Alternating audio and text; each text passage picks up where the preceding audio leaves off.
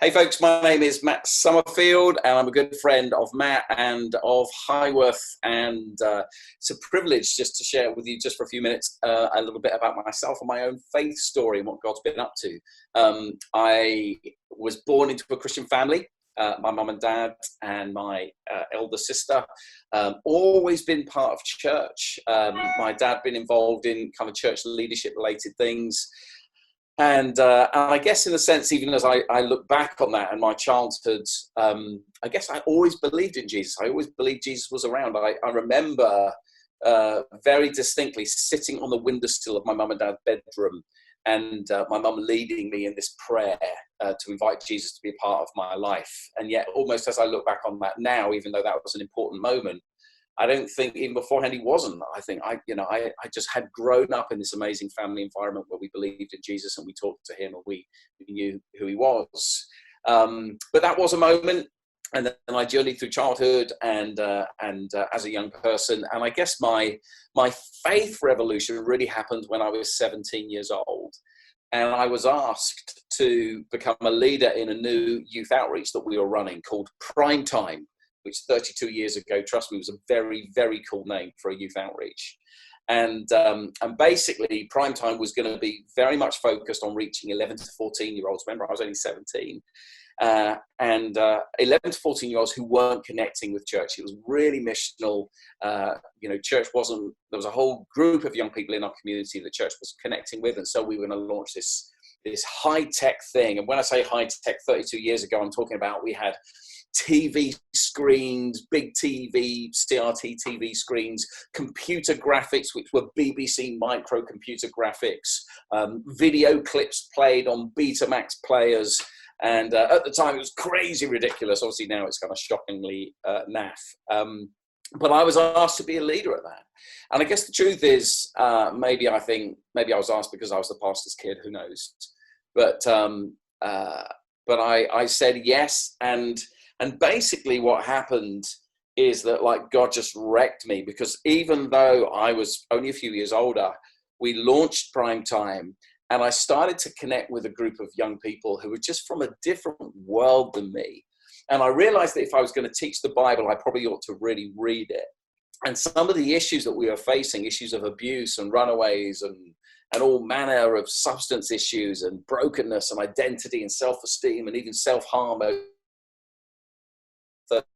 things, would bring me to my knees in prayer and tears. And I guess I would say that was when my faith became alive. I moved from what I would call a spectating faith up until the age of 17 of just turning up at church and singing songs and being involved in the youth group. And if anyone had asked me if I was a Christian, I would have told them that I was. But actually, at the age of 17, I moved into a participating faith. I said yes to God and his mission. I joined in with what God is doing, which is always to rescue people, to save people, to heal people, to restore people, to bring life to people. And as I joined in that mission, Jesus changed me, totally changed me. And my fire and my passion and my love, both for young people and children, but the mission of God, and for obviously first and foremost for Jesus himself, that really came alive. And I think I've never looked back since, although there've been other defining moments, since then. And so basically, vocationally, throughout my late teens and 20s, then I went to work for what is now called EE, Everything Everywhere, and the mobile phone company. And I was an IT professional progressing through the ranks of a project leader, project manager, team leader. And when I was 29, I became the senior leader, a senior manager working for the IT director, doing really, really well. And imagining that was my career path, that I would basically work in industry and commerce, being a Christian, trying to be good news in the workplace, which I think is massively important. And I do that by day. And then by night, I was the volunteer youth pastor of the church, because I feel like I have a life calling to see children and young people come into amazing relationship with Jesus.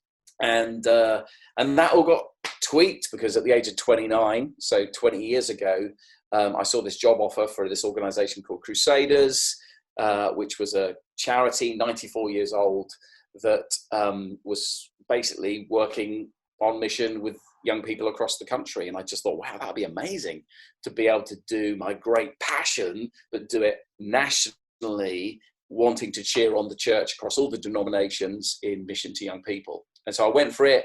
I didn't think I was going to get it, not being falsely modest or anything like that, but I was 29 years old from a Pentecostal charismatic church, although I don't like the labels. And I had no history with Crusaders. But anyway, foolishly, they recruited me, and I was there then for 18 years.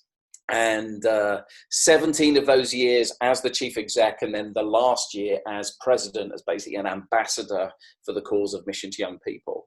And learned so much in that time about life and leadership and mission, and certainly change. We changed the name from Crusaders to Urban Saints. I've still got the scars from that whole process of the people who hated that change, and over 600 letters of complaint and people telling me I was the Antichrist and the disciple of Satan and various names that were very unkind.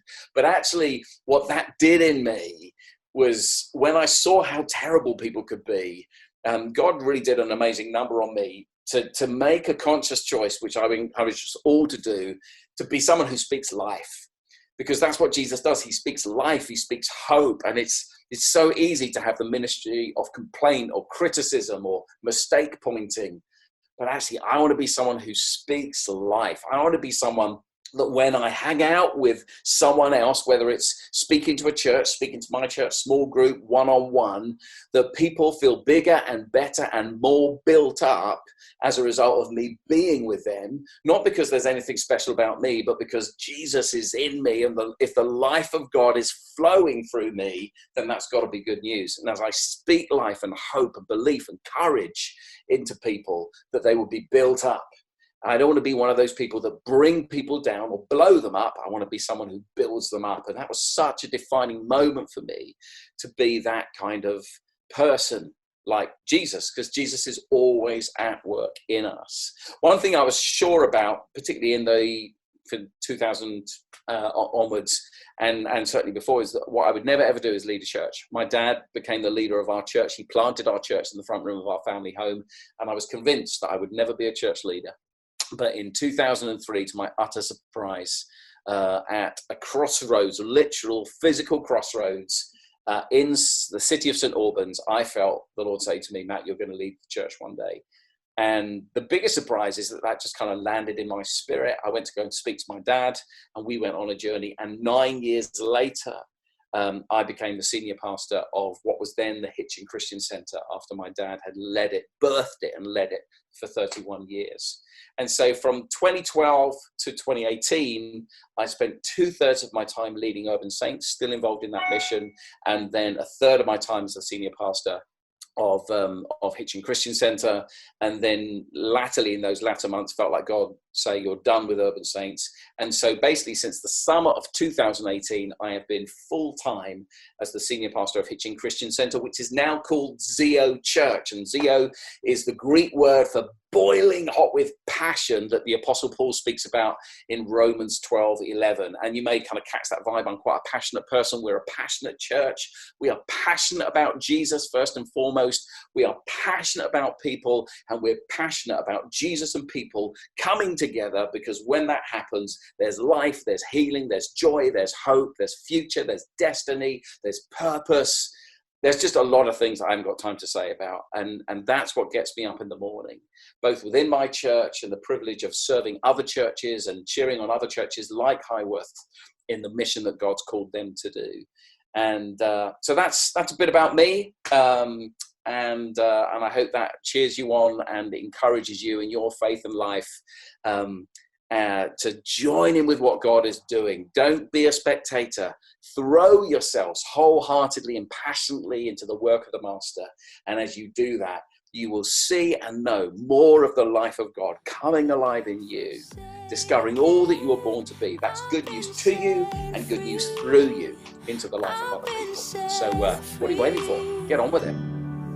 Amazing grace, how sweet.